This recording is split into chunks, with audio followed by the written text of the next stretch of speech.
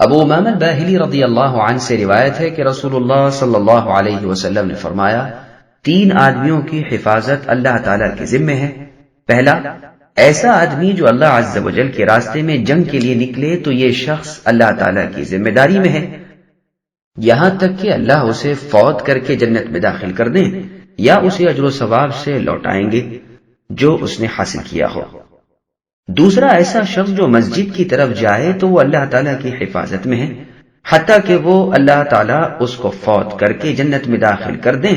یا اسے اس اجر و ثواب سے لوٹائیں گے جو اس نے کمایا ہے۔ تیسرا، وہ شخص جو گھر میں سلام کہہ کر داخل ہو، اللہ تعالیٰ اس کے بھی ذمہ دار ہیں۔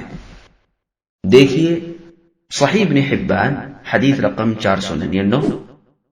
اور سنن نبی داؤد حدیث رقم 2253۔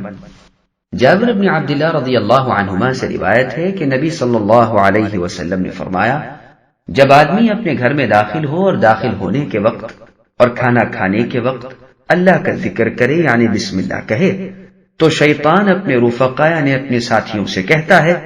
کہ نہ تمہارے سونے کی جگہ اور نہ تمہارے لیے شام کا کھانا ہے، لیکن جب وہ داخل ہوتے وقت اللہ کا ذکر نہیں کرتا تو شیطان اپنے ساتھیوں سے کہتا ہے کہ تمہارے لیے سونے کی جگہ ہے، اور جب وہ کھانا کھاتے وقت اللہ کا ذکر نہیں کرتا تو شیطان اپنے ساتھیوں سے کہتا ہے کہ تمہیں سونے کی جگہ بھی مل گئی اور کھانا بھی۔ دیکھیے صحیح مسلم حدیث رقم 2018،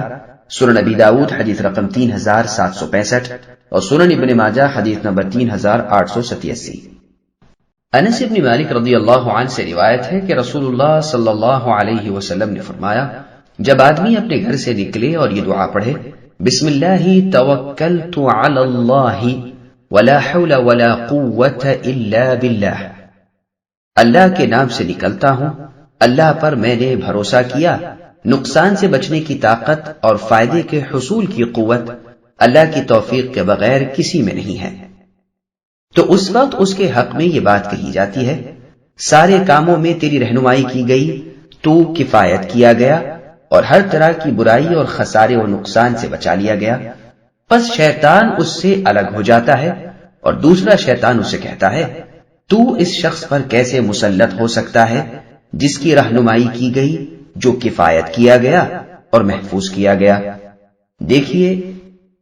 الاحادیث المختارہ للضیاء المقدسی حدیث رقم 1540۔